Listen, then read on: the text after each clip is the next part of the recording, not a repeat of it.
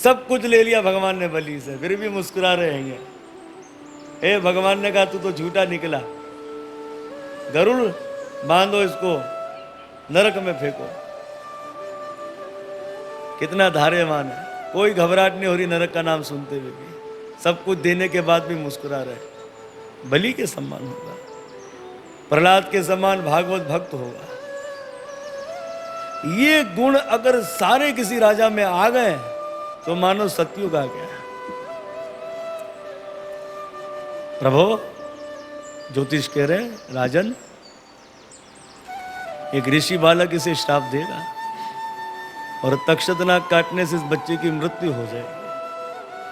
अब तो युधिष्ठिर महाराज जी रोने लगे हैं।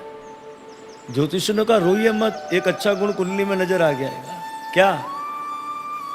बोले ऋषि बालक तो श्राप देगा और एक महापुरुष से इसका भेंट होगा। किससे? सुखदेव जी से। गोविंद की कथा को रसास्वादन करेगा, इसका परलोक सुधर जाएगा। उस समय युधिष्ठिर महाराज जी ने मुस्कुराते हुए ज्योतिषों को दान दक्षिणा दी और विदा कर दिया। अब हुआ ये कि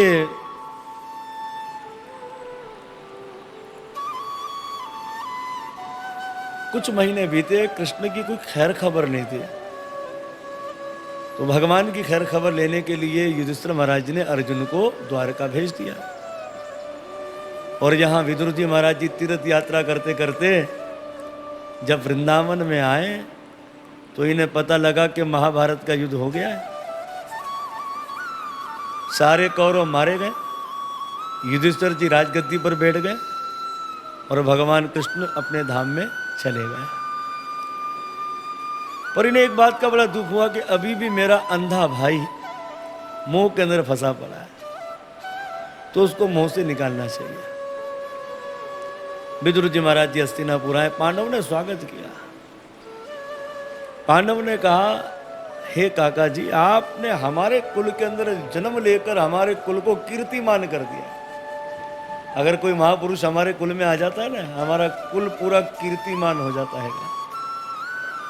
आप सब तीर्थों पर गए होंगे, द्वारिका भी गए होंगे। कैसे हैं वसुदेव जी, माता देवकी जी कैसे हैं? अरे हमारे प्रभु कृष्ण के विषय में बताइए।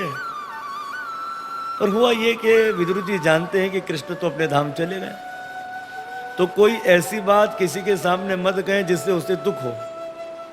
और विदुर जी जानते थे अर्जुन गया द्वारिका, अर्जुन को पता लग जाएगा, खुद ही आके बता देगा। सब बातें तो बता दी, पर ये बात नहीं बताई कि कृष्ण अपने धाम चले गए। धृतराष्ट्र के पास गए, धृतराष्ट्र अपने भाई से मिलकर गले लगाकर रोने लगा। विदुर जी ने पूछ लिया मेरे भाई ये बताओ कि पांडव तुम्हारा कैसे सम्मान करते हैं? धृतराष्ट्र ने पांडव की प्रशंसा के पुल बांध दिया। बोलता भीम मुझे रोटी देता। उस समय विदुर जी ने कहा धिक्कार है, तुम स्वान की तरह हो, कुत्ते की तरह हो। डांटो फटकारो तो चला जावे, रोटी का टुकड़ा दिखलाए तो धूम दिलाकर हाजा हिलाता हुआ। तुम्हारे सारे बच्चे मारे गए। तुम भीम क्या से रोटी खाते हो जिसने तुम्हारे 100 पुत्रों का वध कर दिया? अरे तुमने भी तो इन पर कितना अत्याचार किया। अब तो अपना मोह छोड़ दो, भगवान का भजन करो, इसी में आपका कल्याण होगा। धृतराष्ट्र ने कहा मैं मेरी पत्नी आंखों के लाचार अंधे, हम कहाँ भजन करने जाएंगे। अरे विदुर जी ने कहा हमारे बड़े भाई हो, आपकी सेवा करना हमारा कर्तव्य है, हम आपको लेकर चले गए। रात में ही सबको लेकर चले गए। किसको? धृतराष्ट्र और गंधारी को। सुबह युधिष्ठिर महाराज जी अपने ताया ताई को जगाना है, बिस्तर सुने। संजय से पूछ लिया कहाँ गए? भाई संजय ने कहा हमें ये नहीं पता कहाँ गए, पर आपके काका विदुर जी से कुछ बातचीत चल रही थी, हमको तो लगता उन्हीं के संग चले गए। उस समय तुमरु नाम के गंधर्व के संग देवऋषि नारद जी आ गए। युधिष्ठिर ने कहा ऐसी शोक की घड़ी में आप आए, ना जाने हमारे माता पिता के सम्मान ताया ताई कहाँ चले गए। अरे कहीं अपने पुत्रों के मुंह में कहीं नदी तालाब में डूबकर तो नहीं मर गए? अरे कोई जंगल में पशु तो नहीं खा गया? उस समय देवऋषि नारद जी ने कहा अब देखो जो चीज हुई नहीं है उस चीज को देवऋषि नारद जी ऐसा बताएंगे जैसे हो गया। क्या बता रहे? अरे वो तो हिमालय चलेगा। अब ऐसे एक रात में हिमालय कैसे कोई जा सकता है? लेकिन जो घटना भविष्य में घटेगी उसको वर्तमान की तरह कह रहे हैं। हिमालय में चले गए, 7 दिन में भजन करके अपने शरीर का त्याग कर दिया। आपके काका विदुर जी उनको भजन में लगा के कब के चले गए। और रही बात भगवान कृष्ण की कुछ लीला रह गई है, लीला पूरी करके वे भी चले जाएंगे, जबकि भगवान चले गए, ये बात देवऋषि नारद जी ने भी नहीं कही। देवऋषि नारद जी चले गए। आगे चलकर युधिष्ठिर महाराज जी को अपशकुन होने लगा। कैसा अपशकुन हो रहा है? युधिष्ठिर महाराज जी भीम को कहते, भीम मेरा अंग बार बार फड़क रहा है। अपशकुन हो रहा है, उल्टा अंग बार बार फड़क रहा है। मेरा हृदय कांप रहा है। देखते कभी कभी हमारा दिल ऐसे हिलने लग जाता है, हृदय कांप रहा है। कुत्ते मेरे सामने मुंह कर कर रोते हैं। कौन बता रहे? युधिष्ठिर जी। उल्लू भी दिन में भयंकर शब्द करता है। दिन में उल्लू भयंकर शब्द कर रहा है, जबकि उल्लू कब करता है? रात्रि में। आकाश से खून की वर्षा हो रही है, खून बरस रहा है आकाश से। सूर्य की कांति फीकी हो गई है, मतलब प्रकाश क्या हो गया सूर्य का? हल्का। देखा बारिश के बाद कैसा प्रकाश होता सूर्य का? एक अच्छी, एक अलग सी रोशनी निकलती है ना। और यहां पर बता रहे हैं कि सूर्य का प्रकाश कैसे हो गया? हल्का हो गया। ग्रह आपस में टकरा रहे हैं। ये जो ग्रह आपस में क्या कर रहे हैं? टकरा रहे हैं। इससे क्या हो रहा है? अपशकुन हो रहा है। चारों ओर अंधकार करती हुई धूल चल रही है। धूल उड़ना भी अपशकुन बताया गया है। धूल।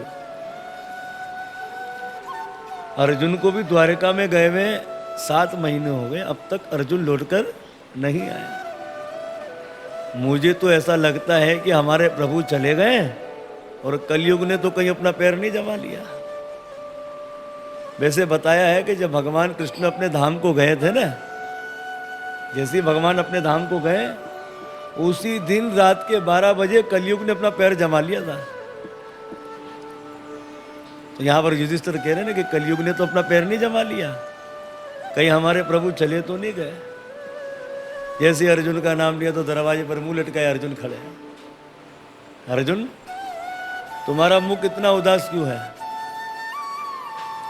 कोई भूखा तुम्हारे पास आया और तुमने उसे भोजन नहीं कराया, खुद भोजन पा लिया, इसलिए तुम उदास हो। तुमने किसी स्त्री के संग कुछ कुकर्म तो नहीं कर दिया? द्वारिका में तुम्हारा किसी ने अपमान तो नहीं कर दिया? अरे कहीं तुम युद्ध में किसी के द्वारा हार तो नहीं गए? अब तो अर्जुन फूट फूट कर रोने लगा। अर्जुन ने कहा, प्रभु मैं ठगा गया, कृष्ण रूपी सूर्यास्त हो गया। प्रभु हमें छोड़कर अपने धाम चले गए, कृष्ण हमारे बीच में नहीं रहे। मैं जब द्वारिका में गया तो श्री कृष्ण ने दारुक जी से कहा था कि अर्जुन से कहना कि मेरी पत्नियों को लेकर हस्तिनापुर आ जाए। मैं श्री कृष्ण की पत्नियों को हस्तिनापुर लेकर आ रहा था, रास्ते में कुछ डाकू मिले, उनके संग हमारा युद्ध हुआ और वो मुझे पराजित कर कर कृष्ण की पत्नियों को लेकर चले गए। मैं वही गांडीवधारी अर्जुन हूं जिन्होंने युद्ध के लिए इंद्र को ललकारा और महादेव जी को प्रसन्न कर कर पशुपताक्ष नाम के अस्त्र को प्राप्त कर लिया। पर आज मुझ में वो शक्ति, वो बल मेरे बाणों में नहीं रहा। ये सब शक्ति मुझे किसके द्वारा प्राप्त थी? कृष्ण के द्वारा। अब कृष्ण हमें छोड़कर चले गए। उस समय पांडव भी शोक करने लगे। पांडव ने कहा कि जब कृष्ण नहीं तो अब हम क्या करेंगे? तो उस समय 5 पांडवों ने अपने पौत्र परीक्षित को राजगद्दी पर बिठाया और 5 पांडव हिमालय की यात्रा पर चल दिए। ये बद्रीनाथ से आगे जगह आती है स्वर्गारोहण, बोलते स्वर्ग की सीढ़ी है वहाँ, जहाँ से 5 पांडव गए थे। तो आइए अब आगे बढ़ते हैं। बोलो भक्त वत्सल भगवान की जय। हरे कृष्णा कृष्णा कृष्णा हरे हरे, हरे राम राम राम हरे। महाभारत के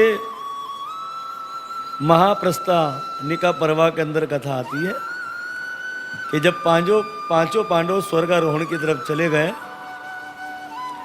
तो रास्ते में सबसे पहले द्रौपदी गिर गई। तो पांडवों ने पूछ लिया द्रौपदी क्यों गिर गई? तो युधिष्ठिर महाराज जी ने कहा देखो, हम 5 इसके पति थे, पर विवाह तो इसने 5 से किया, पर प्रेम किससे, लगाव किससे था? अर्जुन से। इस कारण ये गिर गई, धोखेबाजी हो गई ना, गिर गई। ये स्वर्ग में नहीं जा सकती।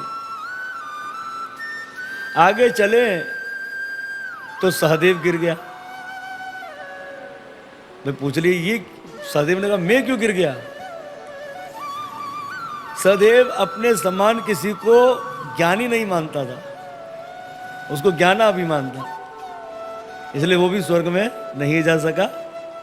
तो द्रौपदी के बाद सहदेव गिर गया। फिर आगे बढ़े तो नकुल गिर गया। भाई नकुल ने कहा हम, मुझसे क्या अपराध हुआ? बोले तुम अपने सम्मान किसी को सुंदर नहीं मानते थे, कि मैं बहुत सुंदर हूं, तुम्हें सुंदरता का अभिमान था, इसलिए तुम भी स्वर्ग में नहीं जा सकते, तुम भी गिर गए। आगे चलकर अर्जुन गिर गया। अर्जुन ने कहा हमसे क्या अपराध हो गया?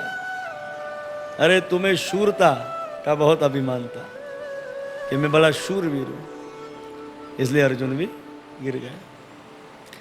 आगे चलकर भीम गिर गए। भीम ने कहा भैया हम क्यों गिर गए? बोले तुम्हें बल अभिमान था। केवल युधिष्ठिर महाराज जी के संग कुत्ता गया, वो कुत्ता उनके संग गया। अब कुत्ता हमारे धर्म में पालना नहीं है, इसका वर्णन महाभारत महाप्रस्थानिक पर्व के अंदर लिखा है। कुत्ते से क्या होता है देखो, कुत्ता जब चला गया युधिष्ठिर महाराज जी के संग उस सीढ़ी पर, स्वर्गारोहण की जो सीढ़ी है ना, जहां से स्वर्ग का रास्ता है, तो देवराज इंद्र विमान लेकर आ गए। देवराज इंद्र ने कहा राजन तुम्हें स्वर्ग की प्राप्ति हो गई है, और तुम इस कुत्ते को छोड़ दो, ये कुत्ता जो तुमने रखा इसको छोड़ दो। तुम्हें अमरता की प्राप्ति हो गई है, तुम्हें लक्ष्मी की प्राप्ति हो गई है, तुम्हें बहुत बड़ी सिद्धि की प्राप्ति हो गई है, साथ ही तुम्हें स्वर्ग सुख की प्राप्ति हो गई, इसलिए कुत्ते को छोड़ दो और मेरे साथ चलो। अब इंद्र क्या कहता है युधिष्ठिर महाराज जी को? बोले कुत्ता रखने वालों के लिए स्वर्ग का दरवाजे बंद हो जाते हैं। जो लोग कुत्ता रखते हैं उनके स्वर्ग के दरवाजे क्या हो जाते हैं? बंद हो जाते हैं। उनके यज्ञ का फल क्रोध वेशा नामक राक्षस खा लेते हैं। अगर कोई भी आप यज्ञ आदि कर रहे हो तो क्रोध वेशा नाम के राक्षस हैं, वो आपके यज्ञ के फल को रख लेते हैं, आपके पुण्य में नहीं जाने देते हैं। कुत्ता रखने वाले के लिए विषय में बताया जा रहा है। फिर आगे कहते हैं इसलिए छोड़ दो इस कुत्ते को छोड़ दो। मनुष्य जो कुछ दान हवन आदि पुण्य कर्म करता है उस पर यदि कुत्ते की दृष्टि पड़ जाए, किसकी दृष्टि पड़ जाए? कुत्ते की दृष्टि पड़ जाए, उसके फल को क्रोध वेशा नाम के राक्षस हर लेते हैं। इसलिए तुम इस कुत्ते को छोड़ दो। और हकीकत में कुत्ता कौन था? धर्मराज जी थे। कुत्ते के रूप में कौन थे? धर्मराज जी थे।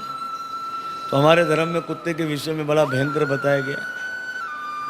पालने वाली चीज कोई पालता नहीं है, गाय जो पालने वाला है उसको कोई पालता नहीं है, कुत्ते पालते हैं।